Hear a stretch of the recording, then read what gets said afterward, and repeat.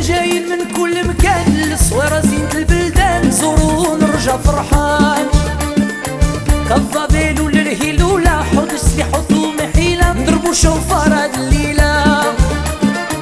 احنا جايين من كل مكان، الصويرة زينة البلدان، نزورو ونرجع فرحان.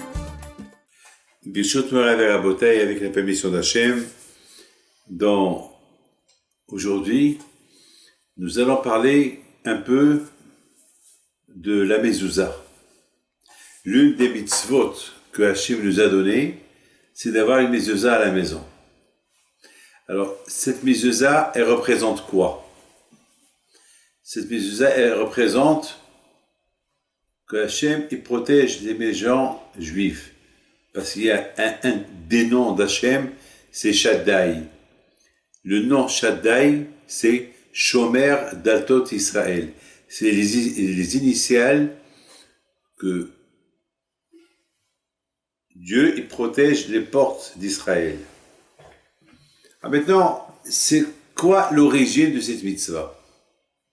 C'est ça la question qu'on va poser. C'est quoi l'origine de cette mitzvah? Et pourquoi on a besoin de cette mitzvah? Pourquoi on a besoin qu'on doit avoir un parchemin qui s'appelle mezouza, qui doit être accroché à chaque porte à la droite? Là où vous allez trouver, si vous voulez savoir qui habite dans cette maison, s'il y a une mezouza, on sait que c'est un juif qui habite là-bas. On sait que c'est un juif. Alors c'est quoi l'origine de cette mitzvah? Et pourquoi cette mitzvah, elle est importante? Qu'est-ce que les Juifs, ils ont fait pour mériter cette mitzvah? Parce que quand même, c'est un mérite. Ou pas? Être protégé par Hachem, que tu es religieux, que tu es pas religieux, que tu es croyant, je sais pas. Et vous voyez aujourd'hui, tout le monde a une mezouza.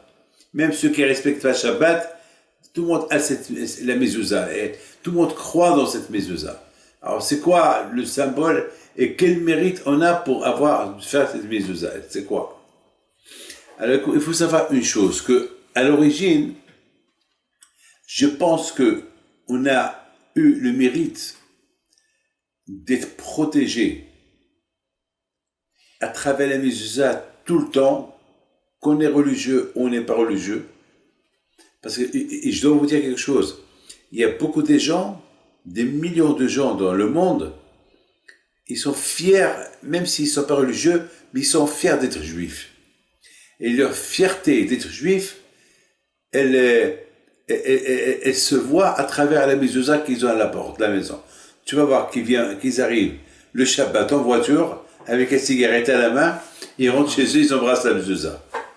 J'ai vu déjà, ça veut dire que ils ont la émouna de la mezouza, ils savent. Alors, d'où ça vient tout ça? D'où ce mérite-là que nous avons, qu'on a eu le zéchout d'avoir cette mitzvah qui s'appelle mezouza. Alors, vous savez que l'origine, il commence déjà par l'Égypte. En Égypte, Hachem, il a demandé aux Juifs, avant de quitter l'Égypte, Hachem, il veut déjà leur montrer que Hachem, il les aime et qu'il va les protéger. Parce que vraiment, il y a toujours le doute. Qu'est-ce qu'on va faire dans le désert? Et comment on va quitter l'Égypte? Au moins, en Égypte, on a des repères. Même qu'on est esclave, on connaît notre patron. On connaît, on a un emploi du temps. Vous savez, un esclave, il préfère être esclave qu'il soit dans le désert. Ou un esclave, il sait qu'il a un patron, il sait où il dort, il sait où manger. Mais dans le désert, c'est où il va mettre sa femme et ses gosses dans le désert. Où? Vous comprenez? C'est pas facile, hein? Donc, c'était important pour Hachem qu'il montre au béni Israël qu'ils peuvent lui faire confiance. Et la première chose qu'il leur a dit, pour qu'ils ont confiance en Dieu, voilà, je vais vous prouver que je vous protège. Comment Hachem peut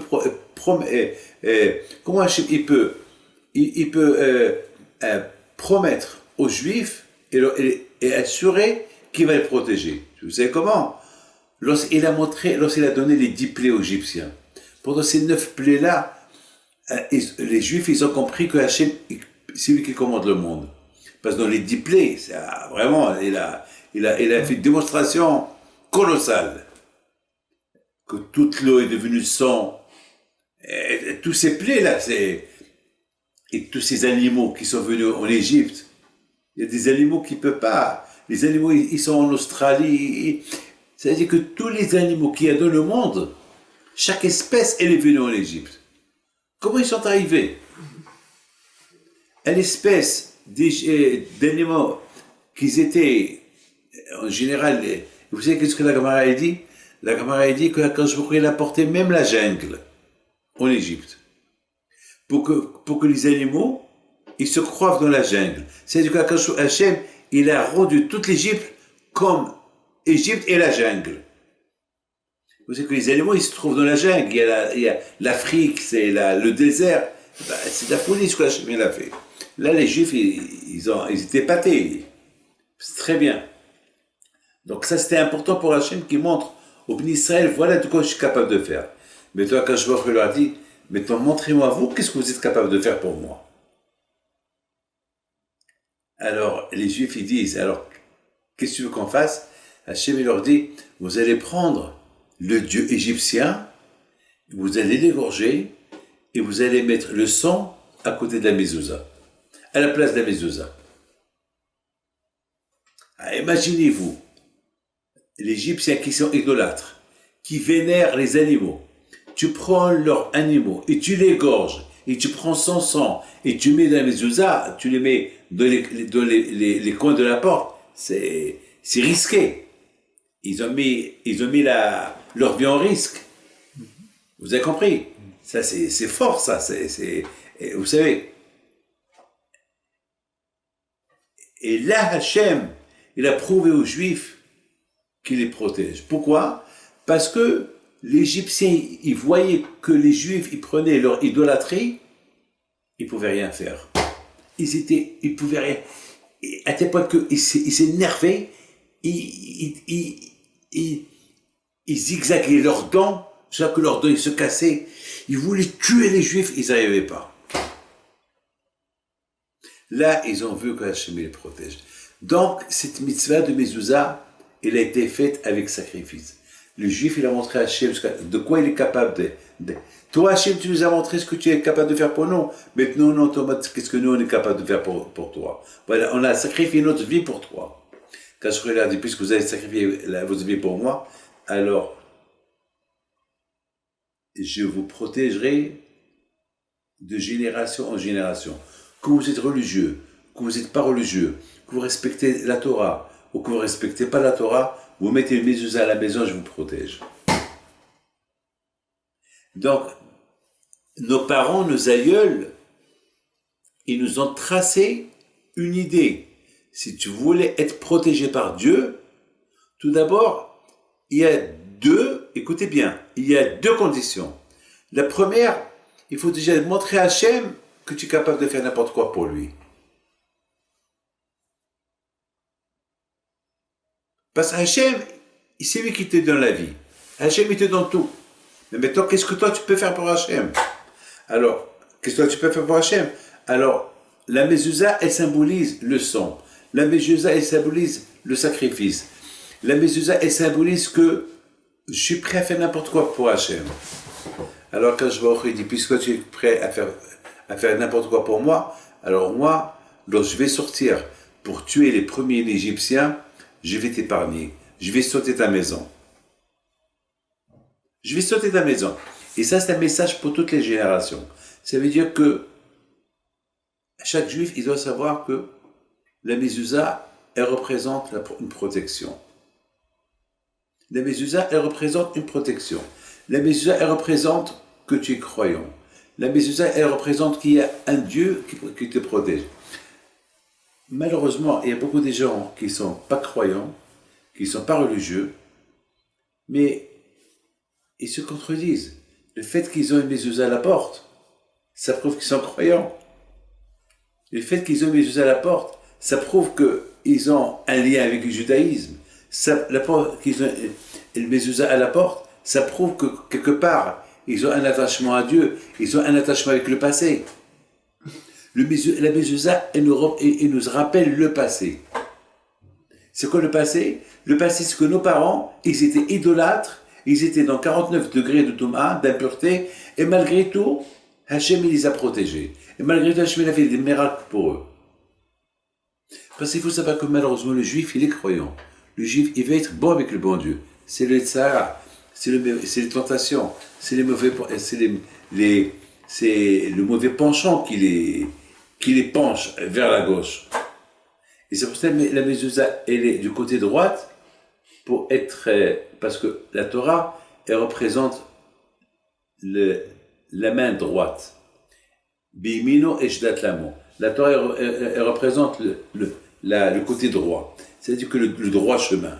Le droit chemin, la droite. C'est-à-dire que c'est vrai que le fait déjà que tu es mezouza, déjà, ça prouve que tu as un lien avec Akadosh Baruch Hu. Donc, il y a deux conditions de la mezouza. La première condition est, il ne faut pas se poser des questions. Il faut la mettre.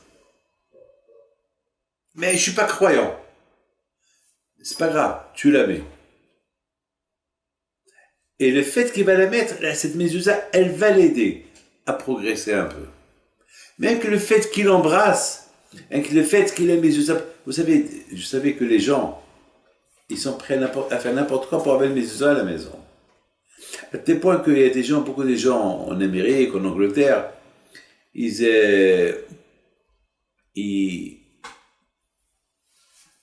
ont rien que le boîtier. Et l'intérieur, c'est vide. Et tu dis, le boîtier représente pour moi que je suis juif. Et ça va, j'ai pas besoin mais attends, mais c'est une boîte, elle est vide. Mais c'est leur tête. Mais ça marche pas. Mais pour te dire, ils sont comme ça. Pour eux. Donc maintenant, la mezouza, elle a deux conditions. Une, déjà, il faut avoir une mezouza à la maison. Et la deuxième chose, cette mezouza-là, il faut savoir que cette mezouza-là, dans n'importe quel état tu es, au niveau spirituel, Dieu, il te protège. Shomer d'Atus Israël. Et l'origine de la mezouza, elle vient depuis l'Égypte. D'ailleurs, on voit en Égypte, les Juifs, ils étaient à 49 degrés de Touma, ils étaient dans l'impureté totale, et Akadosh Baruch Hu leur a dit, voilà, je vous demande une chose, pour que vous sachiez que je vous protège, que vous sachiez que je suis avec vous, dans n'importe quel état où vous êtes. Prenez l'idolâtrie égyptienne, égorgez-la, et mettez le sang de cette idolâtrie à la place de la mezouza. Dans tous les sens de, comment on appelle ça? Dans le cadre de la porte, vous mettez là-bas le sang de la mezouza. Et les Juifs, ils ont fait ça. Ah, maintenant, de quelle force les Juifs, ils ont eu pour faire ça? La force, elle leur est venue parce qu'il faut ouvrir les yeux. Ils ont vu tous ces miracles qu'Hachem a fait avec eux. Ils ont dit, bon, avec tout ce qu'Hachem a fait avec nous, c'est pas possible que nous ne fassions rien pour Hachem. Ils ont fait ça avec sacrifice, avec amour. Et Akadosh Baruch Hu, il leur a donné la réponse. Donc la mezouza, vous savez qu'à Paris, il y a une femme, la pauvre, une rescapée de la Shoah. Elle habite au Marais. Il y avait une fois, elle-même, elle mange du kasher. Et elle a commandé une fois quelque chose. Alors le monsieur lui a dit, mais pourquoi il n'y a pas de mezouza? Et la pauvre, qu'est-ce qu'elle a dit? Elle a dit, eh ben, j'ai peur des Allemands. Le souvenir des Allemands. Alors, ils ont dit, mais, le souvenir qu'elle avait des Allemands qui ont tué les Juifs. Parce que eux, les Allemands, là où il y avait une mezouza, ils savaient qu'il y avait là-bas un Juif. C'est une femme, elle est vieille, c'est une femme vieille. Ils lui ont dit, mais c'est fini les Allemands. Il n'y a plus d'Allemands, maintenant c'est le Juif, il refait sa vie. Mais la pauvre, elle était encore sous le choc. Traumatisée. Sous le choc. Sous le choc. Alors maintenant, il y a quelqu'un qui m'a posé question. Alors voilà, la mezouza, elle représente une protection. La mezouza, elle représente que Shomer d'Atout Israël. La mezouza, elle représente qu'Hachem il protège. La mezouza, elle vient de loin. Elle nous rappelle, elle nous ramène dans les temps des Juifs qui étaient esclaves en Égypte. Et lorsque Hachem les a libérés, il leur a demandé de prendre le sang de trucs là et de le mettre à gauche et à droite. Et de les mettre dans le cadre de la maison pour que Hachem, lorsqu'il voit le sacrifice que les Juifs ils ont fait, Hachem va les protéger. Alors pourquoi ces Juifs, à l'époque de l'Allemagne, pourquoi la Mezouza, non seulement qu'elle les a pas protégés, mais c'est la Mezouza qui les a dénoncés, qu'ils sont Juifs, et à cause de la Mezouza, ils sont morts. Pourquoi? Vous savez, il y a un mois, il y a un Juif à Paris qui me raconte, il a commandé une pizza. Alors, tu sais, comme partout, il reçoit sa commande, et celui qui apporte la commande, il voit la mezouza, il lui dit comme ça, il dit, alors vous êtes juif? Il lui dit, oui, pourquoi? Et d'ailleurs, vous travaillez. Elle dit, bon, sachez qu'un jour, cette maison, on va vous la prendre. Alors, le juif, il lui dit, comment? Tu travailles chez un juif, et le juif, il te donne de quoi vivre, et tu me parles comme ça. Il dit, vous croyez que mon patron, un jour, je vais pas être parmi les premiers de prendre son magasin, sa pizzeria? Alors, la question se pose là aussi. D'un côté, il y a la mezouza, bon, ce monsieur-là, il est, bon, on va pas le juger, ce monsieur-là, peut-être il a un bourrage de crâne contre les Juifs, alors il part de cette manière. Mais c'est pas tout le monde qui est comme ça. Malheureusement, c'est comme ça. Malheureusement, il y a toujours cette haine gratuite. Elle existe. Il ne faut pas généraliser les choses. Mais maintenant, notre question se pose par rapport aux Allemands. Comment les Allemands, c'est la question que certains Juifs se posent. Comment est-ce possible que les Allemands, c'est la mezouza qu'ils voyaient dans les portes juives, c'est la mezouza qui a dénoncé les Juifs. Et après, ces Juifs-là, ils ont été fusillés, ou ils ont été envoyés au camp de concentration. Comment ça se fait que la mezouza ne les a pas protégés? Bon, cette question-là, moi je dis toujours, j'essaye d'éviter les questions de la Shoah. Toujours, j'essaye d'éviter les questions qui parlent de la Shoah. Parce qu'il n'y a pas de réponse. Bémet, hein, il n'y a pas de réponse. Il y a un passage qui dit Vaïhi ben soa Aaron, Vaïomer Moshe. Les Hachamim lui disent que là où c'est écrit Vaïhi, El Vaïhi est là la chantsar. Lorsque c'est écrit Vehaya, Vehaya c'est la joie. Et lorsque tu respectes la Torah, lorsque tu respectes la Torah, il n'y aura que la joie. Mais lorsque c'est écrit Vaïhi, le mot Vaïhi, et ce feu, c'est un langage de souffrance. Alors moi, je me suis posé une question. C'est quoi Vaïhi ben soa Aaron? Et lorsque l'arche de l'Alliance, elle voyage, il y avait la souffrance. Quelle souffrance? Quelle souffrance? Le désert. Vaïhi ben soa, Vaïhi omer Moshe koma Hashem.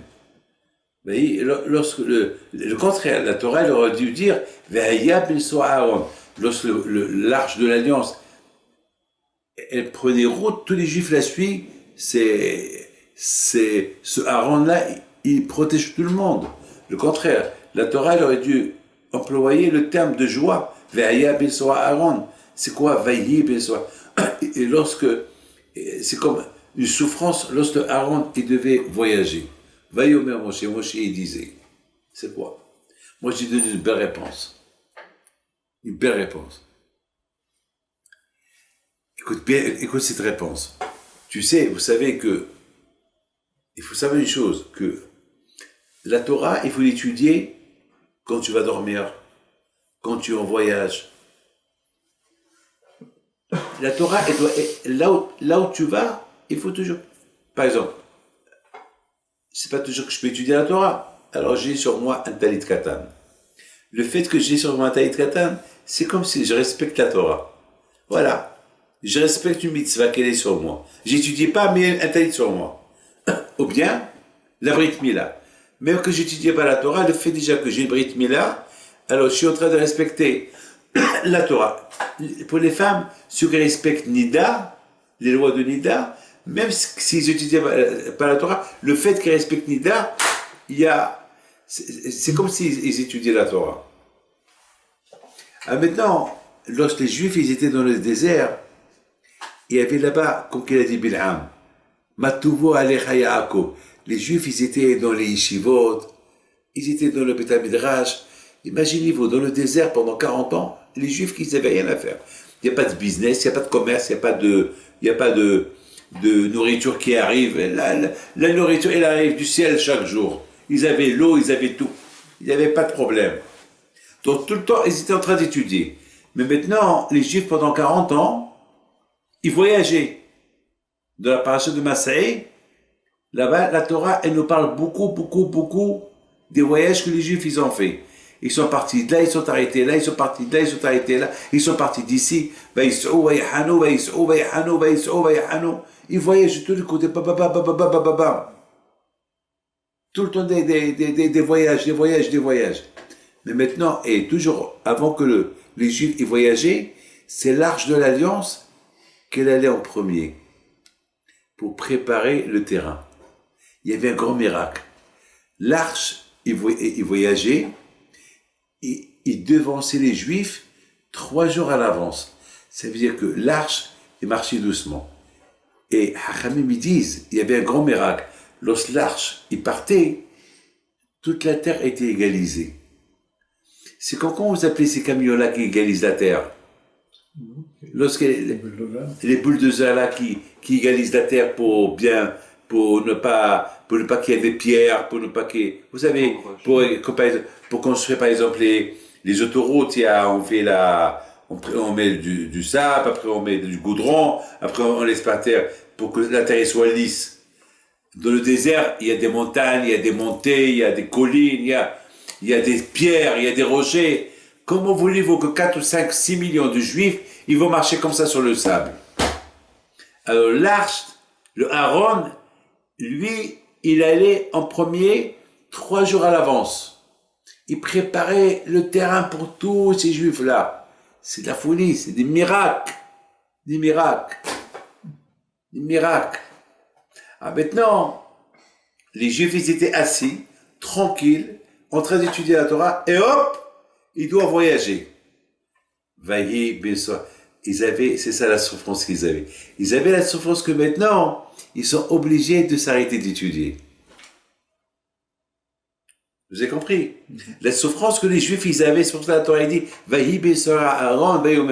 lorsque le Aaron, il commençait à voyager, les Juifs, ils ont compris que maintenant, ils doivent quitter le lieu où ils sont. Et en quittant celui-là, il faut qu'ils s'arrêtent d'étudier. Ça veut dire tellement qu'ils voulaient étudier la Torah, parce que maintenant, ils avaient de la peine qu'ils vont s'arrêter d'étudier la Torah. Mais, tout ce qui c'est écrit, Vayomer Moshe. C'est-à-dire que Moshe leur a dit, c'est pas la peine d'avoir de la souffrance, parce que vous êtes obligés d'arrêter d'étudier, même en voyageant, on peut étudier la Torah. Et ça, ce qu'on dit dans où? Dans Kriyat Shema. Dans Kriyat Shema, on dit, le titre de la Torah, il doit être dans toutes les conditions. Lorsque tu voyages, lorsque tu t'arrêtes, lorsque tu marches, lorsque tu voyages, toujours l'étude là. C'est-à-dire que Moshe Rabbeinu, il consolait les Juifs. C'est vrai, vous êtes obligés maintenant de s'arrêter d'étudier, mais on peut étudier, on peut étudier. Même en voyageant, on peut étudier la Torah. Parce que la Torah Magina, parce que la Torah le contraire. L'étude de la Torah lorsqu'on fait les voyages. Parce qu'il faut savoir que lorsqu'on voyage, que Dieu préserve, on ne sait pas ce qui peut arriver dans un voyage. Il y a des voyages, on ne sait pas. Il peut y avoir des accidents, il peut y avoir que Dieu préserve. On ne sait pas ce qui peut arriver.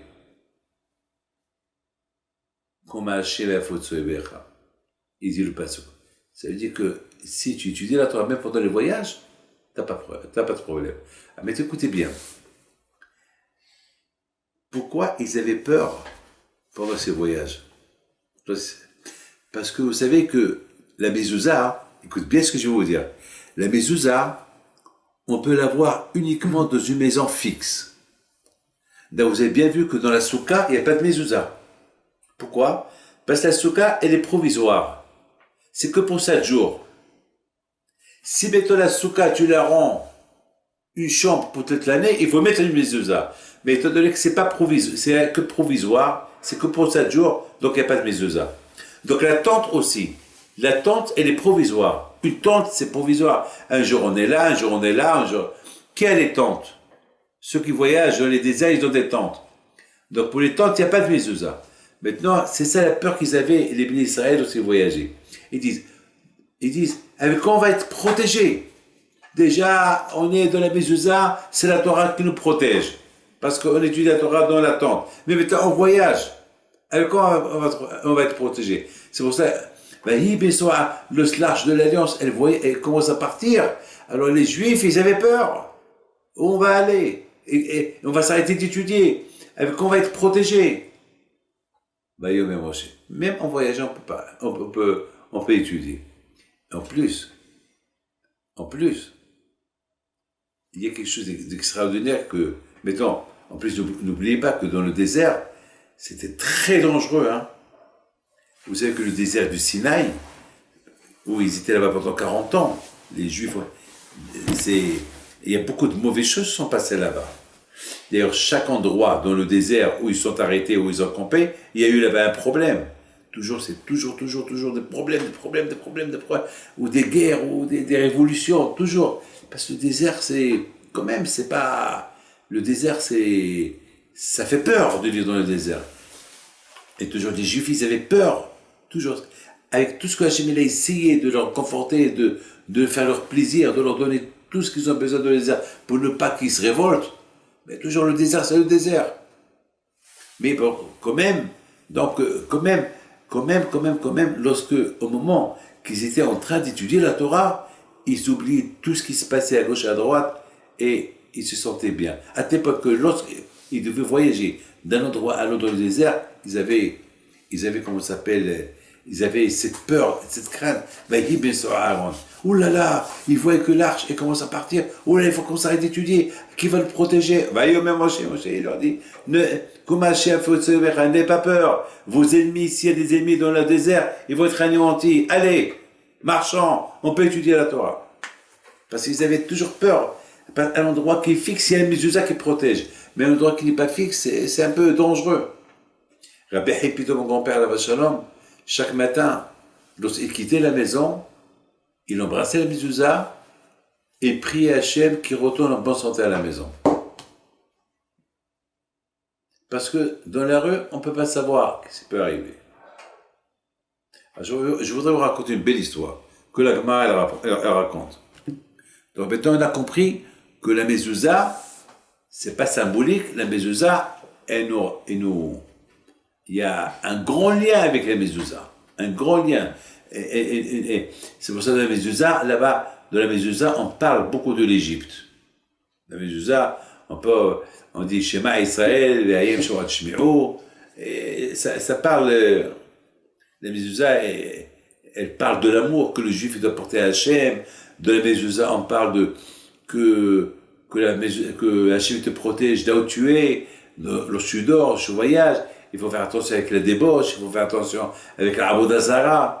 Parce que malheureusement, il y a beaucoup de gens, ils doivent savoir que pour qu'ils se sentent protégés, et pour qu'ils se sentent que Hachem les protège, il les aime, il faut pas qu'ils soient idolâtres. Alors l'idolâtrie, c'est pas facile l'idolâtrie. L'idolâtrie, c'est pareil que prendre une idolâtrie et dire c'est toi mon Dieu. Et celui qui aime le football plus que la prière. Il y a des gens, par exemple, maintenant, lorsqu'il y a un match, le mondial, par exemple, à 2h, 3h, 4h du matin, ils sont prêts à ne pas dormir toute la nuit pour le match. Et pour la prière, jamais ils vont à la prière. Il y a des gens que, malheureusement, pour l'argent, ils sont prêts à faire n'importe quel sacrifice. Et pour acheter une paire de filines, ils vont chercher la moins chère. Ou bien, quelqu'un qui fait tomber $100 par terre, tout de suite, il va courir et les ramasser. Cette filine va tomber par terre, et il va les ramasser avec beaucoup de fainéantisme. Alors c'est quoi ça?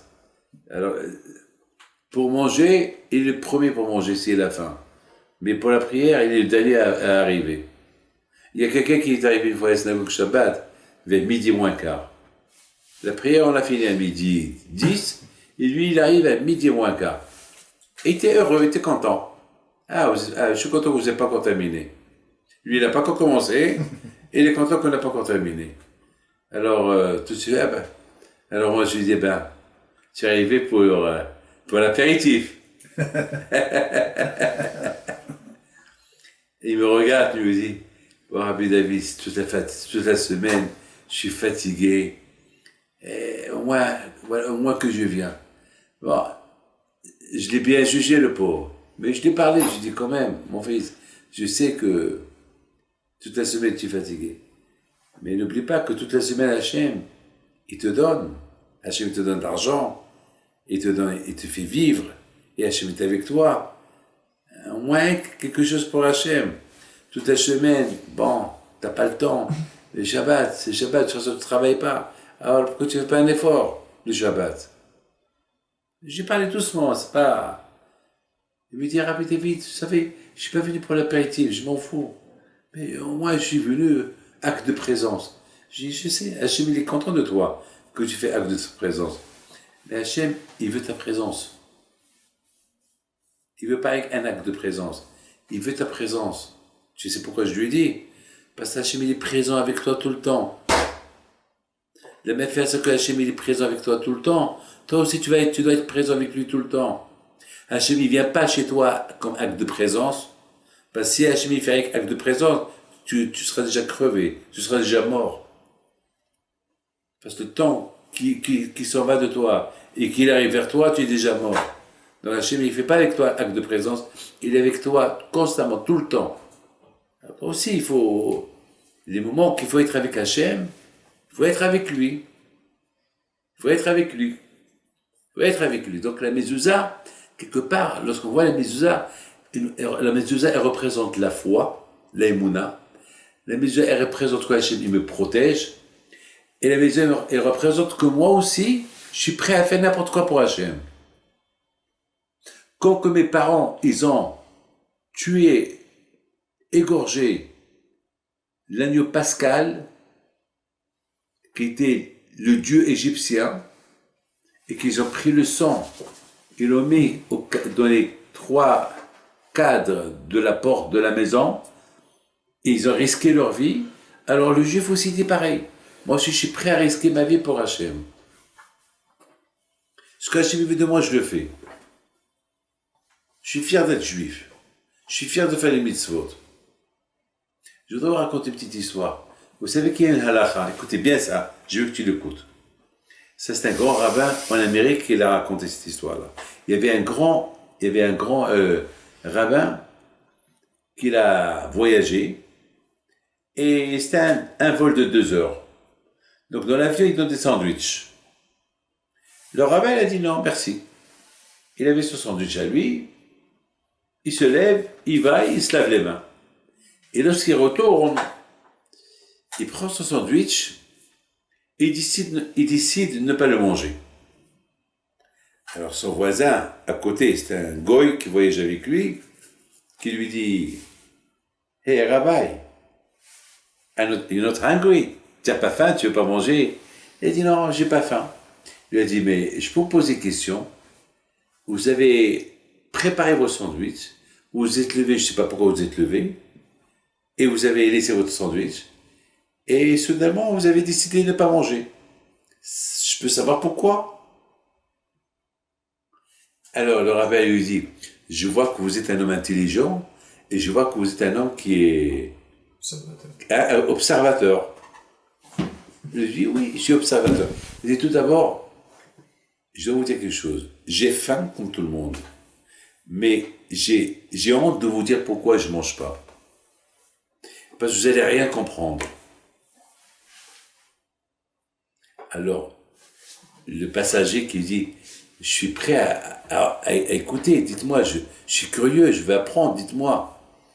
Il dit, la Torah, elle dit, on n'a pas le droit de laisser la viande sans qu'elle soit surveillée.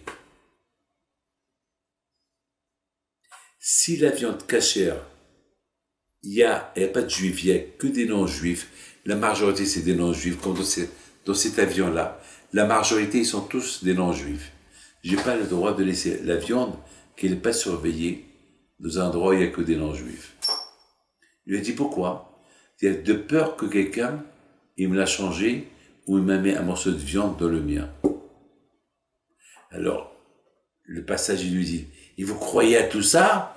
Il dit, je sais, c'est dur, c'est peut-être jamais c'est arrivé, mais la Torah, elle a dit. Et puisque la Torah, elle a dit, il faut que je le fais.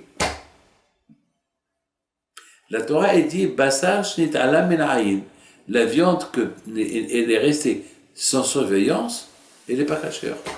C'est la raison pourquoi aujourd'hui, il y a des superviseurs, des mashgi'im, là où il y a de la viande, il y a un mashgiach, il fait un tampon et qui confirme que ça, c'est cachère. Sinon, ça peut se mélanger et c'est pas cachère. Et le passager lui dit, votre Torah, elle est super. Je peux vous demander pardon, de toute façon, mettez votre sandwich, vous n'allez pas le manger. Elle dit, non, je ne veux pas le manger. Alors, il lui dit, ouvre-le. Je dis, pourquoi? Ouvrez-le, ça ne vous dérange pas. Il l'ouvre. Il dit, vous voyez ce petit morceau-là? Je dis, oui, c'est bizarre. Et c'est moi qui l'ai posé. Je voulais rigoler. Je sais que les Juifs ne mangent pas du porc, et moi, je voulais me régaler et raconter à ma femme et mes gosses que j'ai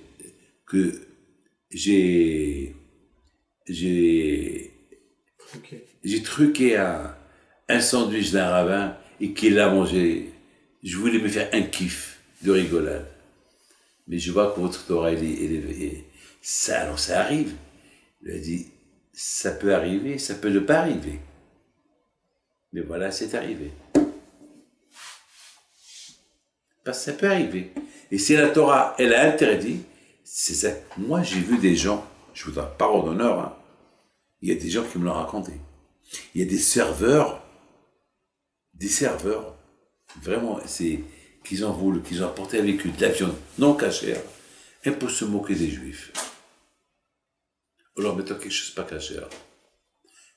On me l'a raconté parce que c'est pour ça le mashgiach, celui qui surveille, il faut vraiment qu'il fait bien son travail.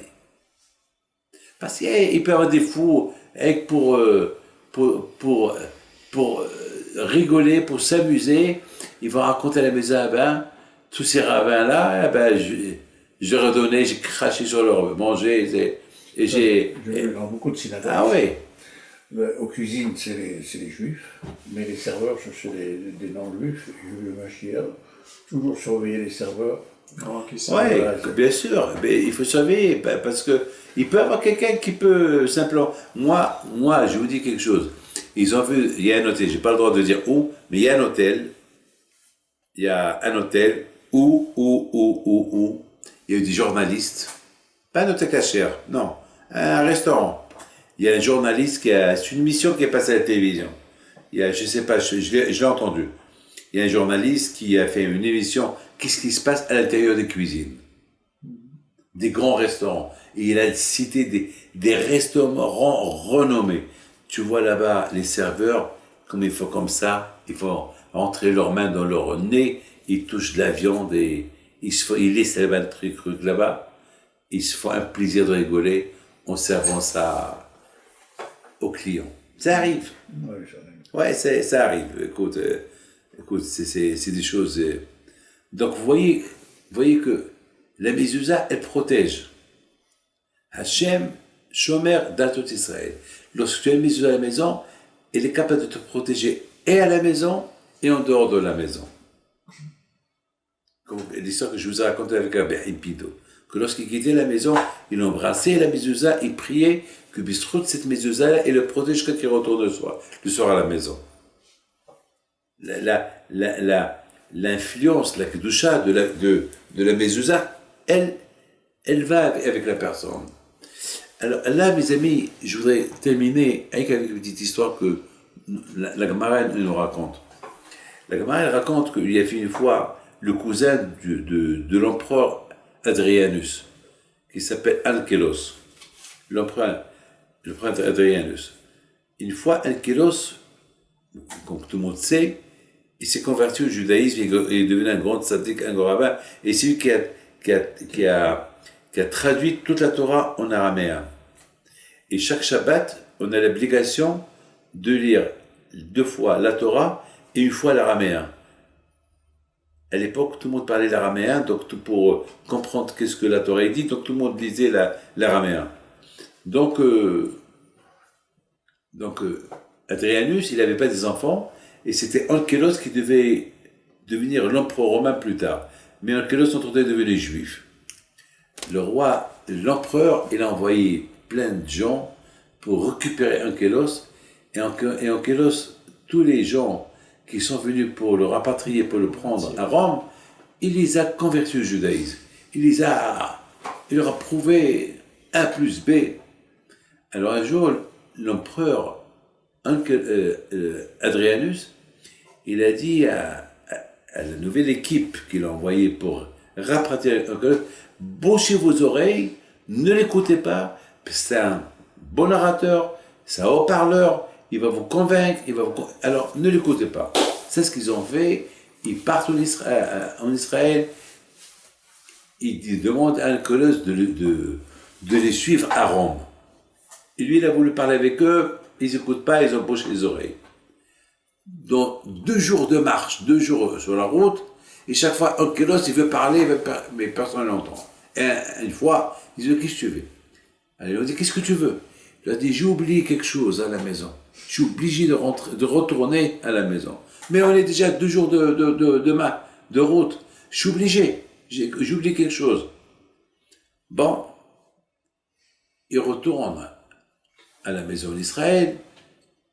Et dès qu'ils arrivent à la maison d'Ankelos, Ankelos uniquement, il embrasse la mezouza. Il leur dit, maintenant on peut partir. Là, ils étaient tellement curieux, ils leur ont dit, qu'est-ce que tu fais? Qu'est-ce que tu fais? Il leur a dit, ça représente Dieu qui protège les portes juives. En général, un roi, il dort à l'intérieur de la maison, et les gardes-corps, ils surveillent dehors, ou pas. Et le roi est à l'intérieur. Mais nous, c'est le contraire. Nous, on est à l'intérieur, et le roi qui est le bon Dieu, il est dehors, il nous surveille. Parce que la mezouza représente Dieu, elle est dehors. Elle nous surveille. Dès qu'ils ont entendu ça, explique-nous. Il a commencé à leur expliquer. Il les a... Finalement, Adrianus lui-même, il est venu pour discuter avec son neveu, Ankelos, mais c'était trop tard, il était déjà en plein judaïsme, il est devenu déjà un grand tzaddik, il ne l'a pas reconnu, et voilà, l'histoire se termine là. Et par rapport à ce qu'il a fait, Ankelos, qu'il a laissé le royaume romain, il a tout laissé ce monde-là pour se rapprocher au judaïsme. Il s'est converti, il est devenu un prophète. Et Hachem, il a fait que son explication, qu'il a expliqué la Torah, elle est devenue intégralement dans la Torah, et chaque juif, il a l'obligation de la lire chaque semaine. Et à l'époque, ils disent que répéter 2 fois le Torah, 1 fois le Targum, c'est obligatoire. Alors, mezouza, je termine. Le mot mezouza, c'est les mêmes lettres de la Gematria, Zuz Ma. C'est quoi Zuz Ma?